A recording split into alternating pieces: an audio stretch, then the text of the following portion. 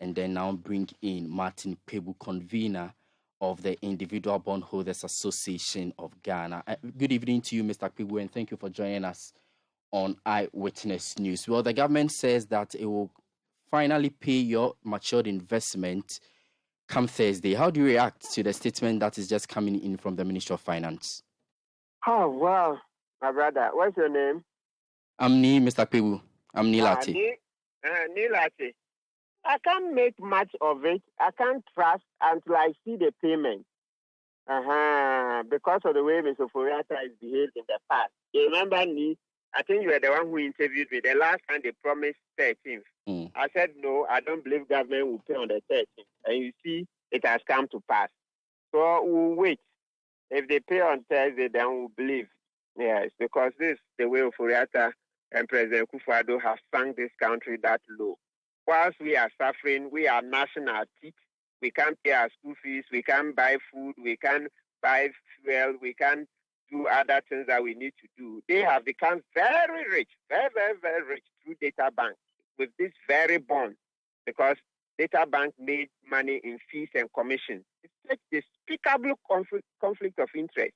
You hear what the 98 MP said, and the Apia Kubi, Buama, and the rest, when they did their press conference in Parliament. They said they are constrained to defend this despicable conflict of interest by Ofori-Atta and President Akufo-Addo. Can you imagine? We are suffering, and they have become very rich. They say, we'll pay you today. Today can Lala, we are not ready. We'll pay tomorrow. Dilly-dally, dilly-dally. Oh, come on. So are you also giving government a 48-hour ultimatum, or are you insisting that till the money hits your account, you are not going to take government's word for it? Yes, we can't take government's word for it. So we stated, and it's also true, we stated in our press statement that we are giving government 48-hour ultimatum to pay. Otherwise, then we'll escalate it to the other forms, the picketing, demonstrations, asking Ghanaians to join, do a lot of noise, because if we don't, that's the only language President Akufo-Addo understands. Because, look, don't forget, when you are analyzing this problem, you don't analyze the way President Akufo-Addo is not enjoying life. It's now enjoying life. It's now enjoying life through this bond, and Ofori-Atta. You will never understand it. Because, they say, the money sometimes makes people insensitive to the plight of others. Now they've seen real money, they are chopping. So they don't really care much about that. So we have to make noise, shout to the highest heaven, shout to the rooftops, maybe, before we can get their attention.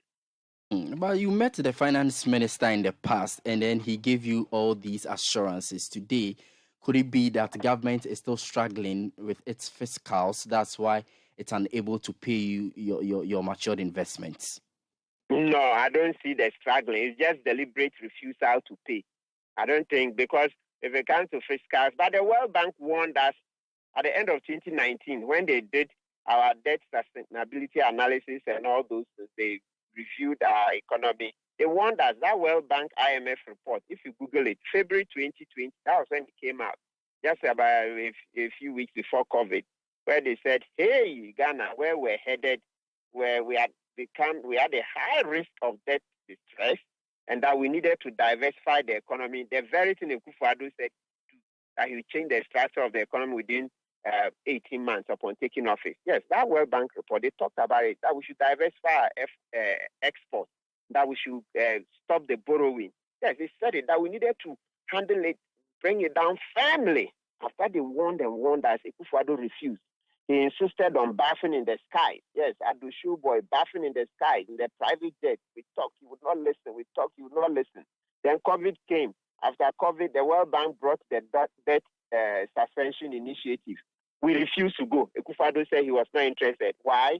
Because if we had subscribed to that program, they would have restricted us from borrowing anymore.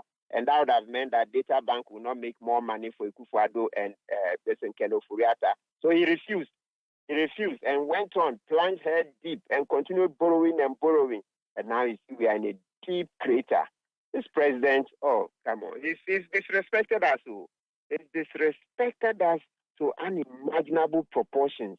I don't know where the men are in Ghana. We are just complaining privately, complaining. I don't know what the men in Ghana are doing. You can't come out and voice out this despicable conflict of interest that has made Akufo-Addo and Ofori-Atta rich. We are just so quiet. Oh, Well, Mr. Kpebu, the language in this whole conundrum actually has been demonstrations and, protests. And it appears these have not yielded the results you are looking for. I'm asking this question because I remember you said you were going to hold a demonstration to press on government to ensure that it delivers on its promise. But you never did that. What happened? Yeah, so there were indications that they were going to pay, so that's why we stopped because of that promise, and then they failed. Then February 27th, finally they put their promise into writing, and then come March 13th when they were supposed to pay, they failed again. So this time, the 48 hours, we really mean it. We mean it. We will not allow President Akufo-Addo and Ofori-Atta to continue to enjoy the data bank money which they made from the bonds whilst we suffer like this. No. So the next course of action is going to be? Yeah, when we meet, we'll escalate it to the picketing, demonstrations, etc. Yeah. Okay, but on a lighter note, today a lot of Ghanaians were awarded by the president. I do not know if you also received an award because you have been fighting really hard in the country.